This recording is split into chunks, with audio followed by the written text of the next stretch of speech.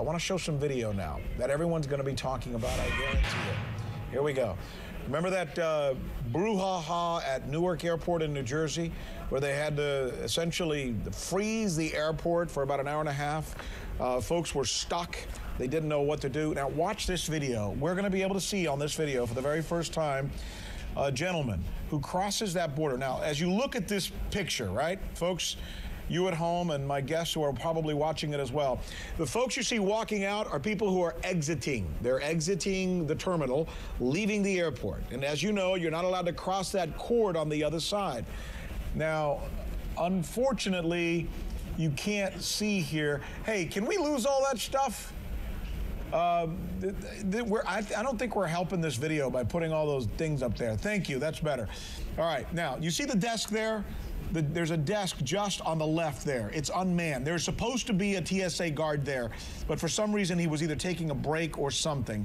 And we just saw a woman in a white coat come up. She comes up, a man goes on the left side of that barricade or that rope line.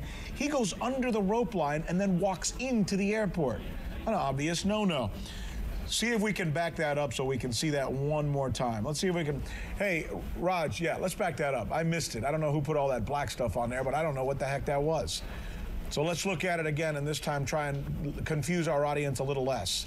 All right, you're going to see the guy walks up on the left, okay? Stay with me here, folks. This is what caused that whole thing at Newark. We've been waiting to see what actually happened. We're finally getting a chance to see what actually happened. And our correspondent, Susan Candiotti, is going to be joining us in a moment. She was part of being able to get this. Okay, see the TSA guy right there?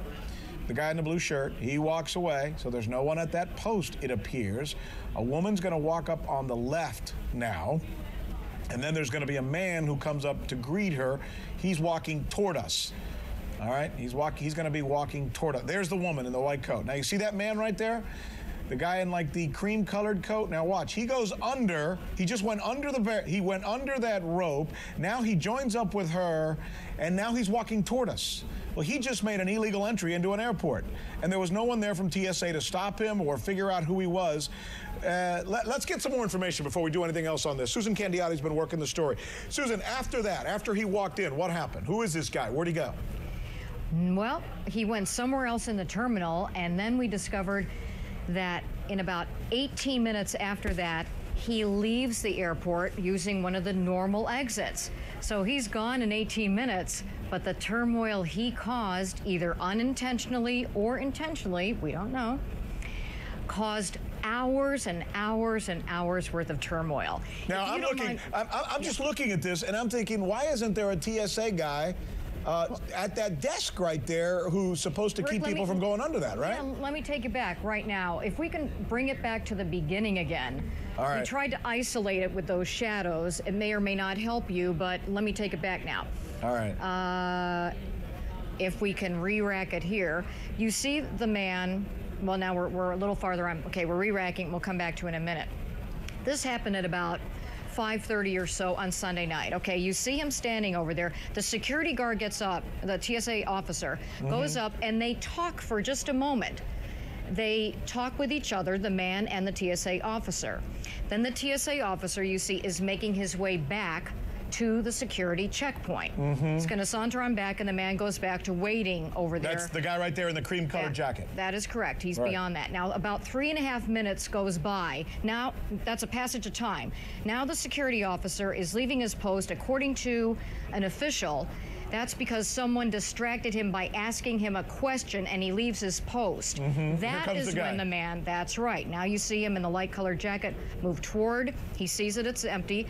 There is the woman wearing the light-colored jacket. The man comes around to say hello to her. There he is. He gives her a hug and a kiss. And now they're going to walk off screen into a secure area of the airport. So this man is entering through an exit checkpoint, and that is a breach of security. And that's what started the brouhaha there. That's right. And then he disappears off the face of the earth. And it isn't until a passenger, once again, a passenger saves the day, brings it to the attention of the TSA, hey, someone just went past the security checkpoint.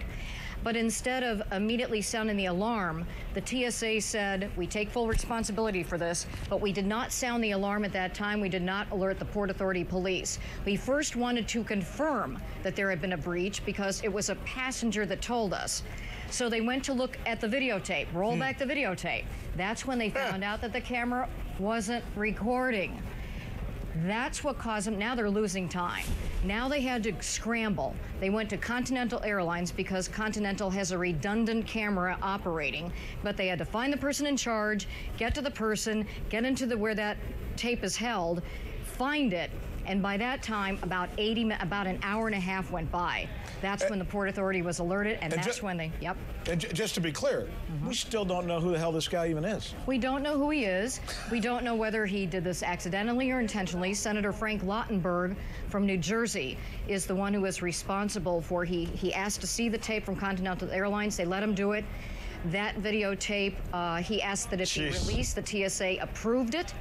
And the TSA, through rather the Frank Lautenberg's office, released that videotape to the news media in hopes of someone recognizing this man so that authorities can talk to him, find out why he did what he did, what caused it, was it intentional or unintentional, and then they will consider whether he could face charges, either civil or criminal, on the federal end.